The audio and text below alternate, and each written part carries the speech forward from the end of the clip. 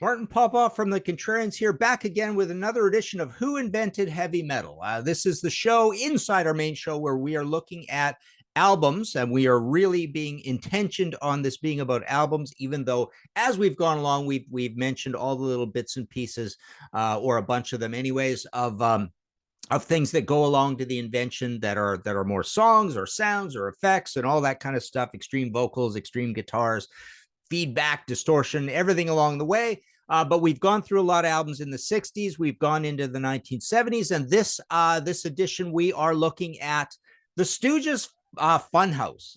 So this record right here, there's my copy signed by, who do we got? Iggy, Ron, and Scott on that. What's the right way around? That's the problem with this album, right? You never know what's the right way around. Of course, we've got the gatefold, where you've got the guys on the back, and in the gatefold, you've got this shot here of the guys, right? So we are in 1970. As I agree with all of you, there is an album that invents heavy metal proper, and I think that's the first Black Sabbath album from February 1970. But we have talked about two albums in June. We've talked about Uriah Heep, Very Heavy, Very Humble, and Deep Purple in Rock. And now we are in July, specifically July 7th, 1970. We've already talked about the first Stooges album. So why is this important in the invention of heavy metal? I know, given its grittiness and its casualness and the extremity of Iggy and the look of the band and all that kind of stuff, and Iggy's stage show, that punk claims them more than heavy metal. Even grunge claims them. You think of the one grunge band, the most Stooge-like grunge band is Mudhoney, especially once you get past the EP into the first album, the self-titled. I mean, they are kind of like anchoring the idea of the Stooges being a big influence on grunge. But yeah, I mean, it's fairly it's cogent. It makes sense that punk would claim the Stooges as well. But I think it is they are a band that is important in the heavy metal story. Of course, by having a pretty heavy album in 1969, that's the most important thing. But by July 1970, we have had Very Heavy, Very Humble, In Rock, and Black Sabbath that are much more that all three of them go way farther and are heavier than Funhouse and are more, in that heavy metal wheelhouse. But this is an important album as well. And why? Let's go through it. Down on the Street is a pretty heavy song on here. It's riffy. It's got a little bit of a blues structure, especially in the vocal cadence out of Iggy. Loose is a heavy song on here as well. And then TVI is actually the heaviest song on here. And, we know later on, I think it's 77, Iggy names one of his live albums TVI after that song, because it is absolutely a modern, cool heavy metal riff here. It's got the 1 and 3 beat on it. It's very, chaotic and violent and scary and dangerous, which are things that you generally associate with heavy metal. So that's there as well. Side 1 ends with Dirt, which is a dark, sort of dirty, grimy, grungy, bluesy ballad. It's not particularly heavy.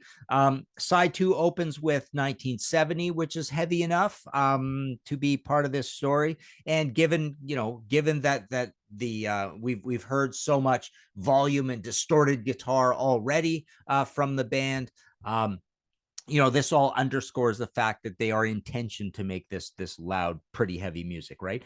Funhouse, now we're getting into the sort of MC5 high time zone, where you've got Stephen McKay on here, tenor saxophone, right? So you've got a little bit of that krautrock, Sun Ra, psych, bluesy, jammy, funky, maybe picking up another Detroit tradition to squeeze into what's going on here. And then we close with LA Blues, which is just a massive caterwaul of noise, right? You might call it free jazz on heavy metal instruments. That's one way of looking at it. It's essentially picture, if you haven't heard it, picture, the big wind up to a heavy concert in the 70s, maybe a wind up of a Deep Purple song or a Black Sabbath song or something, and having that go on for 5 minutes. So Side two, it starts to get a little weird, towards, I mean, there's only 7 songs on here, and the last 2 songs on the entire album, Funhouse and LA Blues, start taking the band off into another direction. And like I say, Dirt isn't particularly heavy either. So yeah, what you have here is Don Gallucci produces the album, and it is actually dirtier than the debut, produced by John Cale. This is just a really, like I say, grimy, distorted album, and that's kind of a thing of heavy metal as well. So you might say what we have here is extreme production, right? You might even say we have recording badly on purpose, right? That whole idea that I bring up often with Motorhead and Venom and black metal. So you have a little bit of that tradition as well. So yeah, Iggy Pop on vocals, Dave Alexander on bass, Ron Ashton on guitar, Scott Ashton on drums. So that is your band here. So there you go. Short and sweet. Iggy Pop, the Stooges, Funhouse. And it's always funny how there's a bit of a debate, is Funhouse one word, because you look at that, but it's generally considered 2 words. That gap is enough of a gap to make it 2 words kind of thing. But yeah, Funhouse, the second Stooges album. We know they do a third one, Raw Power, and then there's a reunion later on, sort of thing. But I don't know. I don't think we may not go up to 1973. I don't know if we're going that far in this thing, but here we are in the middle of 1970. Let us know what you thought of this show. Like if you like it, subscribe if you can. Check out my audio podcast as well, History in 5 Songs with Martin Popoff. And check out our other shows. We've got Reliving Old Reviews as a Useless Tool of Confusion, that whole series on here as well. Lots and lots of shows. And we've got a Patreon that gets you onto our panels. And you can sign up for panels. Marco does a good job of saying, okay, here's the topics. If you feel you want to come on to one of these, and we've met lots of cool new Contrarian friends through the panel process there as well. So that's just by joining Patreon for us. So there you go, the Stooges Funhouse.